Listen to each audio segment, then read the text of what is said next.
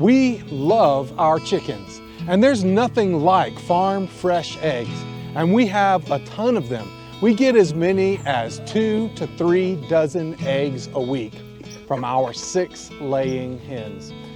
With so many eggs, how do you store them all? How do you not get overloaded with them? How do you keep them organized? How do you keep them fresh? And how long can you keep eggs safely before they go bad? Well, in this video, I'm going to show you 7 ways to safely store your eggs so that they last as long as possible and you always have the eggs you need. So, let's dig in. Eggs are surprisingly durable. They can last a long time. In fact, the eggs you buy at the grocery store may already be 60 days old. Can you believe that? How is that possible? Well, by law, farmers have 30 days to get their eggs from the chickens to the grocery store. Then stores have another 30 days to sell their eggs. And that means that that carton of eggs that you just bought may already be 2 months old when you get home with it. Chickens are surprisingly easy to keep. If you're thinking about getting your own chickens, I have a video that I've made that may help you to decide whether it's right for you or not. I'll leave a link for it in the description. When we collect our eggs, we always write the date on them. You don't want to wash your eggs because when you collect fresh eggs, they have a bloom on the shell. You can't see it, but there's a microscopic film that coats the shell. It's called a bloom or a cuticle. And that bloom or cuticle keeps the shell airtight so that air cannot get in and out of the shell. I know it doesn't seem like an eggshell is breathable, but it actually is porous, and air can transfer from the inside of the shell to the outside of the shell. That is, unless you leave the bloom on it. And when you leave the bloom on it, it means that that egg is sealed, and so bacteria from outside of the egg cannot permeate and get to the inside of the egg. And that's important because it helps to keep your eggs from spoiling for longer. So unwashed eggs, well, they may seem a little dirtier, but they're actually safer and will keep the egg inside the shell cleaner. So now let's review 7 ways to store your eggs. Number 1. The easiest way to store your eggs is to just put them in a basket on the counter in your kitchen. Unwashed eggs kept at room temperature can last up to a month on your kitchen counter. And of course, eggs on the counter are easy to access. You know where they are. You know that they're fresh because they're on your counter and they're easy to get to while you're cooking. Another benefit to keeping them at room temperature is you can give them away easier. When my son comes to visit, he drives all the way up from Marietta, Georgia. It's an 1.5-hour drive. If I give him eggs out of the refrigerator, then he's got to have to put them in a cooler to keep them cool until he gets down to Marietta. But if I give him eggs from the kitchen counter, they're already at room temperature and they're fine to keep at room temperature for a good long while. So no concern there. He can just take them and go on home, and then when he gets home he can put them on his kitchen counter or he can put them in the refrigerator if he wants to. Second way to store your eggs, if you want to make your eggs last even longer, is to put them in the refrigerator. Unwashed eggs put in your refrigerator can last up to 3 months. Or if you put them in an airtight container in the refrigerator, they can last up to 6 months. Can you believe that? Now, once you've got them in the refrigerator, you must always keep them in the refrigerator to prevent condensation from forming on the shell as they warm up. And why is that important? It's because this moisture on the shell makes it easier for bacteria to penetrate into the eggshell. The bloom on the shell is sort of water soluble, so if you get condensation on it, it kind of breaks it down. So once it's in the refrigerator, you must always keep it in the refrigerator. Now, before we get to method number 3, you may be wondering, how do I know if my 3-month-old eggs in the refrigerator have gone bad? Well, that's a great question. And there's some easy ways to tell. Does the egg float? Take the egg, put it in a large bowl of water or in a large glass of water, or just fill your sink up in the kitchen with water. Put your eggs in the sink. If the egg floats, that is a good indication that it is not good anymore. Why is that? Well, because air over time will begin to seep into your egg, especially as the cuticle or the bloom on the outside of the egg begins to break down. And so more and more air will get inside the shell, and air inside the shell makes the eggs float. Now, that doesn't necessarily, just because the egg floats, it doesn't necessarily mean that the egg is bad. But at that point, the egg is so old, it's probably not the freshest in the world, and you probably already have a ton of other eggs. So for me, myself, if the egg floats, I'm just gonna throw it out at that point. I got plenty of other eggs, and so I'm just gonna take that as an indication that it's bad, even though it doesn't necessarily mean that it is bad. Second thing, does the egg smell bad? When you're cracking your eggs, be careful and keep them separated. Don't go ahead and crack it directly into all of your ingredients, because if it is a bad egg, then it's gonna spoil all of your other ingredients. But when you crack the egg, does it smell bad? If it smells bad, that's not good. That's not a good egg. Just toss it out and get another one. Or does it look bad? If something about that egg really looks off, like it's not normal, then I just assume that that egg is bad. Throw it away. Eggs are cheap, relatively cheap, and you can get another one, especially if you're raising your own eggs. Number 3, you can freeze your eggs. Frozen eggs can be kept up to a year, but will taste better up to 4 months. And they may start to taste less and less fresh after that. Now, I know what you're thinking. No, don't freeze whole eggs in their shells. They're liable to burst. Just like your water pipes, when water is in them and they get frozen, frozen eggs may expand and they may crack and they may get all inside your freezer. So you don't want to freeze whole eggs. To freeze eggs, crack them into a bowl and whisk them. Then add them to an ice cube tray or a muffin tin and freeze them. We've been using these silicone trays. Once they're in the silicone trays, you put them in the freezer, you freeze them, then you take them out and you put them in a plastic freezer bag.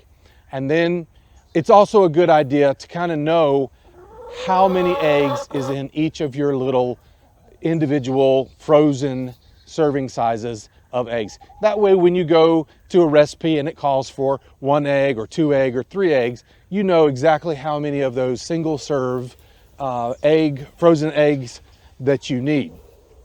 Ideally, you'll be able to freeze just 1 egg individually, and then when you get for your recipe, you can just use 1 serving, 1 frozen cube, and that's going to be equal to 1 egg. But you do it however it works best for you and according to what size muffin tin or silicone tray or ice cube tray you have. You can also freeze cooked eggs, which makes a very convenient grab and go meal. Crack your eggs into a bowl, whisk them together with the ingredients of your choice, say maybe your favorite scrambled egg recipe. Then you're going to take those scrambled up eggs, you're going to cook them in a muffin tin, and then freeze the cooked eggs right in that same tin before removing them to a plastic freezer bag. Now, number 4 is a really cool way to preserve eggs that we're trying here at my house for the first time. It's called water glassing. This fresh egg preservation method has been around since the early 1800s, and it can preserve eggs for up to a year or even longer. You'll need a large jar, like a mason jar, or we use these pickle jars. You're going to need some water, and you're going to need some pickling lime, also known as calcium hydroxide or hydrated lime or slaked lime. Add your eggs to a large jar. You want to put them in the jar first because you can sort of put them in there. If you drop these eggs into a large jar of water, they're going to get bobbled around and they are potentially going to be cracked. And you don't want the eggs that you preserve with this method to have any cracks in them. Choose eggs that are fairly clean, that don't have any cracks or any damage to them, and your freshest eggs. Place them in the jar first, carefully, gently, so that you don't get any cracking or rattling around. Then in another jar or a bowl, you're going to mix together your lime and your water to make a solution, and you're going to mix it all well. You want to use 1 ounce of lime by weight per quart of water. Mix it around really good. Pour that solution gently into your jar of eggs, and make sure it covers your eggs in that jar by at least 2 inches. A lot of the lime in the water solution will start out as a really milky, cloudy liquid that you can't hardly see through. But in a few minutes, 30 minutes or so, that lime will seem to be settling out of the solution. That's okay. The water still has plenty of lime in it. It's a super saturation of solution. So the water is holding all of the lime that it can, and what it can't hold is settling out. And that's okay. This is what you want. Now, another thing, say you only have 6 eggs to start with. Well, you can continue to add more eggs to that jar as you go. As you collect new eggs, you can put more eggs into the jar. What we like to do is we keep only the very best, cleanest eggs and put them into our water glass jar. And the rest, we're going to go ahead and use them up later. If they're really dirty, we're going to wash them and put them directly in the refrigerator, or we're going to put them on the counter if they're not that dirty and use them up fresh. And only the very best ones are we going to put into the water jar. And you can continue to add to them until your jar is full. Now, understand that as you add more eggs to the jar, the level of the water is going to rise. So you may get to a point where you have too much water in the jar. And so you just have to take some of that out and either discard it or put it into another jar. This should be a great method for preserving fresh eggs for a long time, up to a year, possibly even more. We usually have plenty of eggs, so we're not that concerned with it, but there are times, especially around the holidays, Thanksgiving and Christmas, we're doing a lot of baking, we're doing a lot of cooking, we got a lot of company coming over, so we're using a lot more eggs. Plus, in addition to that, egg production tends to fall off a bit in the winter around the holidays. When the weather's colder and there's less sunlight out, the chickens tend to lay less eggs. And so we like to store up extra eggs when there's an overabundance, and then we have a stockpile for those times when we're going to need the extra eggs. So store up some eggs when you've got lots of them, and then you'll have extra when you need them later, when the chickens aren't producing as much.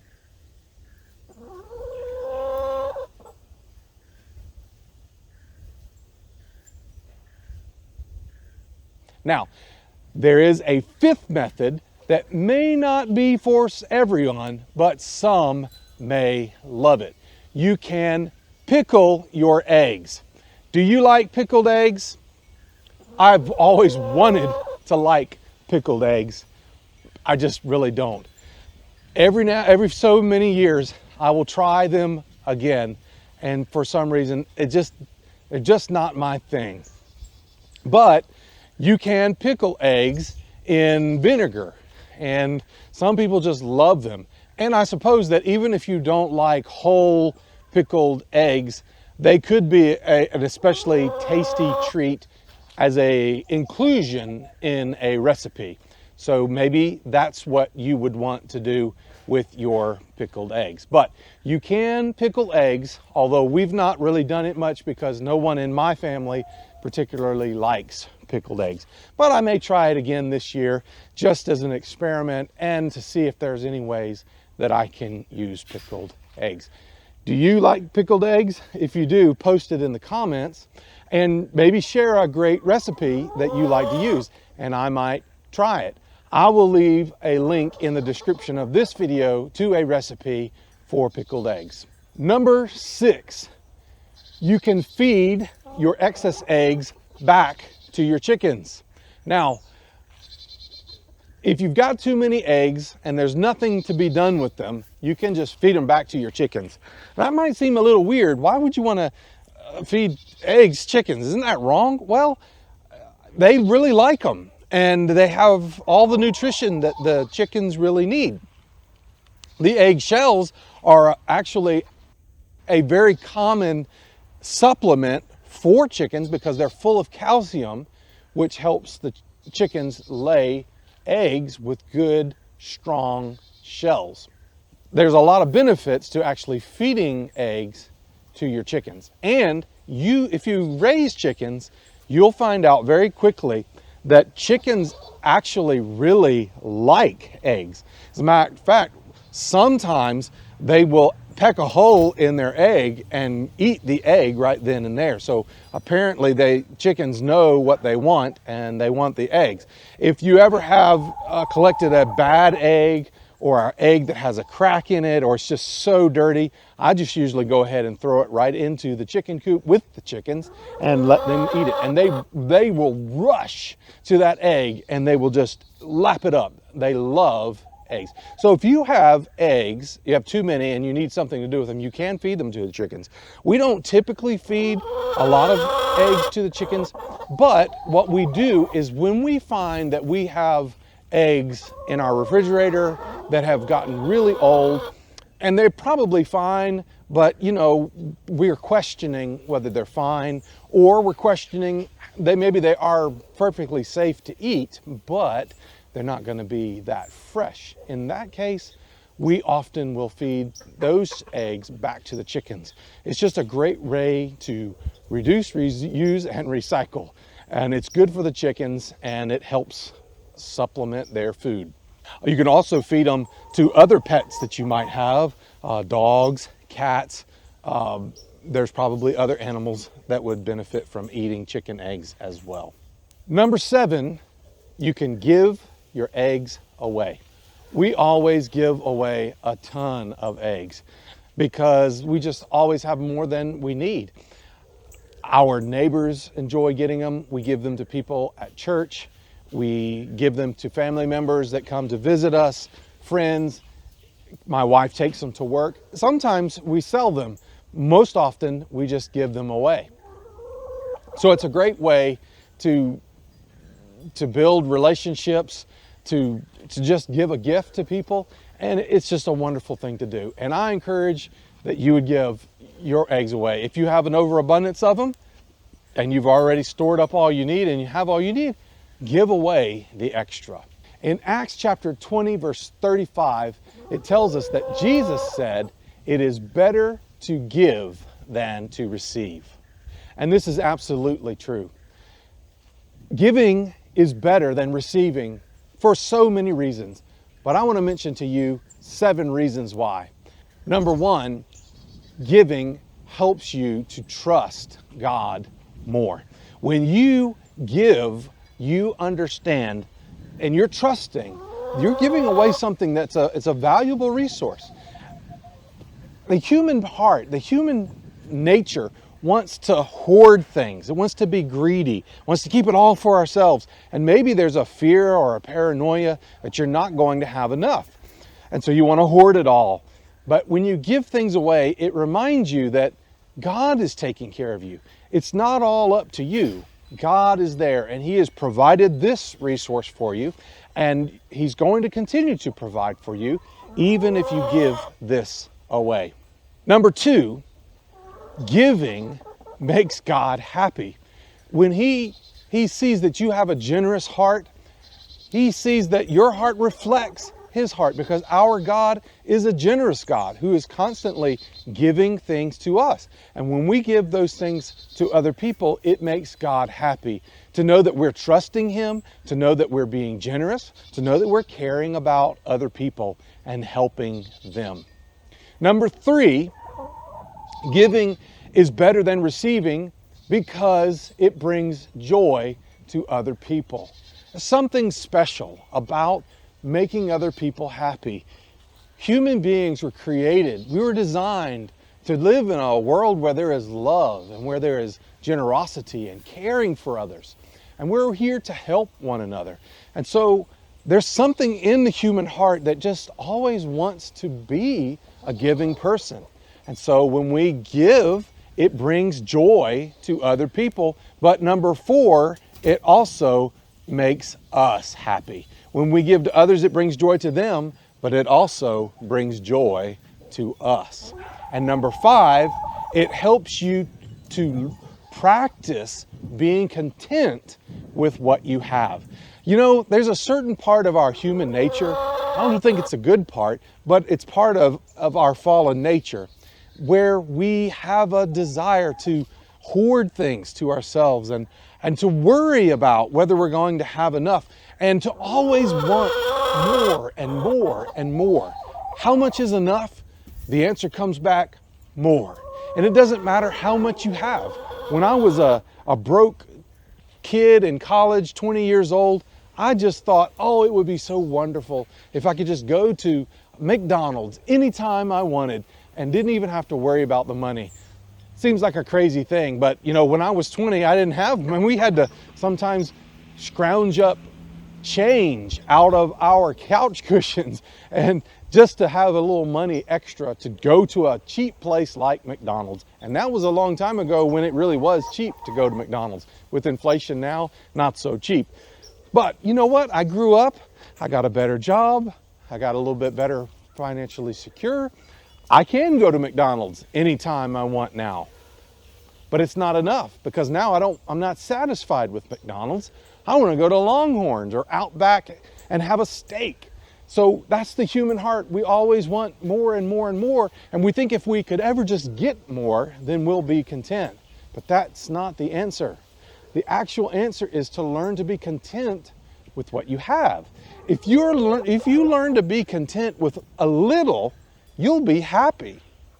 But getting more is not necessarily, and usually not, going to make you happier. So we have to learn to be content. And giving is a way for us to practice learning to be content with what we have. Number 6, giving helps build bridges and make new friends. You know, if you've watched this channel at all, I love self-sufficiency. I want to be able to do it yourself if you can. I want you to be able to use what you have. And I want you to be self-sufficient as much as possible. But it's a fact of life that none of us is completely self-sufficient. I don't care who you are and what you have. You need other people, and you're always going to need other people. And when you're a giving person, it helps you to build bridges and relationships with other people. It helps you to invest in others so that maybe when the time comes and you need something, they are willing to return on your investment. They may help you. If you help them today, they may help you down the line. And the last reason, number 7, that giving is better than receiving is because giving is contagious. Our world is a broken world, and there's a lot of pain and a lot of hurt and a lot of darkness. But if one person shows a little bit of love and some care and gives, then that act is contagious. It gives birth to more people who are giving and generous and full of love and who care. So your act of giving is contagious and can spark it in other people. So there's 7 reasons why giving is better than receiving. And there's 7 ways for you to think about how to store your eggs. Check out the links in the description.